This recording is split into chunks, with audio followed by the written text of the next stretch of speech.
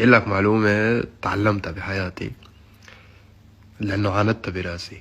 ما بعمرك تنطر الناس تحكي عن نجاحك. كل الناس بتقلك اترك الناس تحكي عن نجاحك. أنا عم قلك ما بعمرك تنطر الناس تحكي عن نجاحك لأنه مش حيحكوا. بعمرك شفت أسطورة عايشة؟ البشر بتستناه ليموت بعدين بيقولوا له حبيبي انت أسطورة بس مش حتعرف لأنك متت. فيك تكون أسطورة بس مش حدا حيقدرك. إذا بتكون دكتور بس ابن خالتك دكتور طب بشري تقبرني انت بتقلك حتى أمك ما حدا حيقدر انت شو عملت.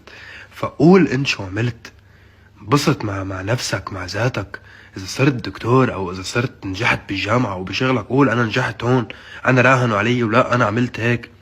وفي ناس حتعصب وتستفز وتنتقدك لهيك بدولك ما تحكي عن حالك، بس لانه في عالم حتعصب وتستفز من نجاحك فاحكي عن حالك وما تنطر حدا يحكي عنك. شوف حالك بعيون نفسك.